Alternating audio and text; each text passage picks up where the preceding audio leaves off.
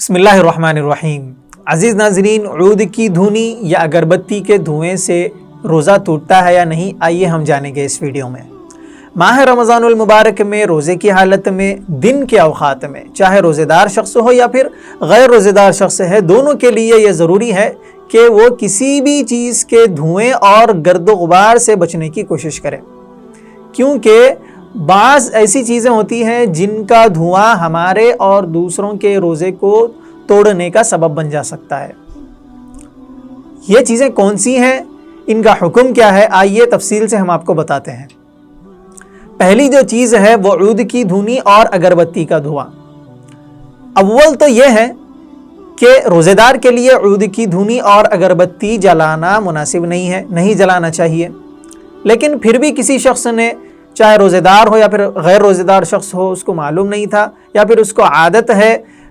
اگربتی لگانے کی یا پھر عود کی دھونی لگانے کی، تو اس نے عود کی دھونی لگا لی یا پھر اگربتی اس نے جلا لی، اور اس کی وجہ سے جو دھواں نکل رہا ہے وہ ہم تک پہنچ رہا ہے، تو پھر اس کے دھوئیں سے ہم کو بچنے کی کوشش کرنی چاہیے۔ اگر آپ نے ان کے دھوئیں سے بچنے کی کوشش کرنے کے بعد میں بھی وہ جو دھواں تھا خود بخود آپ کے ناک یا منہ کے ذریعے آپ کے جسم میں پہنچتا ہے، تو پھر اس سے آپ کا روزہ نہیں ٹوٹے گا، کیونکہ آپ نے ارادے کے ساتھ اپنے اختیار سے اس کے دھوئیں کو اپنے اندر نہیں کھینچا۔ لیکن اگر آپ نے ارادے کے ساتھ اپنے اختیار سے ان کا جو دھواں تھا اس کو اپنے ناک یا منہ کے ذریعے اپنے جسم میں کھینچا، تو پھر ایسا کرنے سے آپ کا روزہ ٹوٹ جائے گا، کیونکہ آپ نے قصد و ارادے کے ساتھ ایسا کیا ہے۔ قضا تو لازم ہوگی، کفارہ لازم نہیں ہوگا۔ اسی طرح دوسری چیز ہے گاڑی کا دھواں۔ گاڑی ہماری عام ضرورت ہے آج کی، کوئی بھی کام گاڑی کے بغیر نہیں ہو سکتا۔ ہم بس، ٹرین ہے یا پھر بائک ہے، کار ہے، تمام کا استعمال کرتے ہیں۔ تو بہرحال اس کو استعمال تو کر سکتے ہیں گاڑیوں کو، بالکل اس میں کوئی دو رائے نہیں ہے، لیکن ان کا جو دھواں ہوتا ہے اس سے بھی بچنے کی ہمیں کوشش کرنی چاہیے۔ آپ نے کوشش تو کی، لیکن کوشش کرنے کے بعد میں بھی کوئی آپ ایسی جگہ پر ہیں، بس اسٹینڈ پر ہیں یا پھر آپ ٹرین اسٹیشن پر ہیں، تو وہاں پر آپ کو جو ہے دھواں خود بخود ان کا جو گاڑیوں کا دھواں ہے وہ آپ کے منہ اور ناک کے ذریعے آپ کے جسم میں جا رہا ہے۔ آپ نے ارادہ نہیں کیا لیکن پھر بھی آپ کے جسم میں جا رہا ہے، تو پھر اس سے روزہ آپ کا نہیں ٹوٹے گا۔ لیکن آپ نے ارادے کے ساتھ اس کے جو دھواں ہے گاڑی کا اس کو اپنے اندر کھینچنا شروع کر دیا،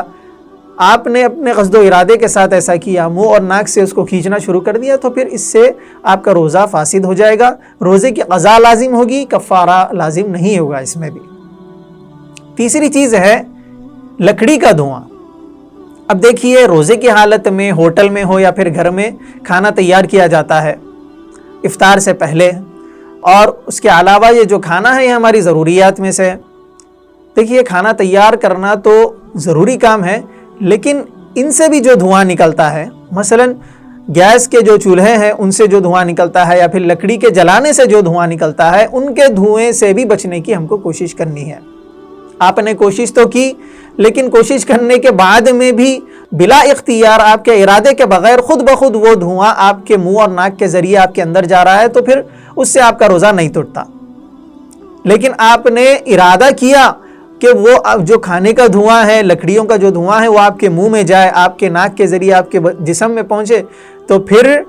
اس سے آپ کا روزہ ٹوٹ جائے گا، روزے کی قضا لازم ہوگی، کفارہ لازم نہیں ہوگا۔ چوتھی چیز ہے سگریٹ کا دھواں۔ ابھی دیکھیے، سگریٹ کا استعمال تو بالکل ممنوع ہے، چاہے روزے کی حالت میں ہو یا پھر روزے کی حالت میں نہ ہو تب بھی، لیکن پھر بھی بعض غیر مسلم اشخاص ہوتے ہیں جو سگریٹ پیتے ہیں، اور اتفاق سے آپ ان کے بازو بیٹھے ہوئے ہیں، یا پھر بے روزے دار مسلمان ہیں جو کبھی تجارت میں ہوتے ہیں، وہ سگریٹ کبھی پینا شروع کر دیتے ہیں، اتفاق سے آپ ان کے قریب میں ہیں، تو پھر ان کا جو دھواں ہوتا ہے سگریٹ کا یا پھر بیڑی وغیرہ کا، تو اس کے دھوئیں سے بھی اپنے آپ کو بچانے کی کوشش کرنی چاہیے، بچنے کی کوشش کرنی چاہیے۔ آپ نے کوشش کی بچنے کی، اس کے بعد میں بھی بلا اختیار خود بخود وہ جو دھواں ہے آپ کے جسم میں جا رہا ہے ناک اور منہ کے ذریعے، تو پھر اس سے آپ کا روزہ نہیں ٹوٹتا، کیونکہ آپ ارادے کے ساتھ اس کو نہیں سونگھ رہے ہیں۔ لیکن آپ نے اگر ارادے کے ساتھ اس کو سونگھنا شروع کر دیا، منہ اور ناک کے ذریعے وہ جو دھواں ہے آپ اندر کھینچنا شروع کر رہے ہیں، تو پھر ایسا کرنے سے آپ کا روزہ ٹوٹ جائے گا، روزے کی قضا لازم ہوگی، کفارہ یہاں پر بھی لازم نہیں ہوگا۔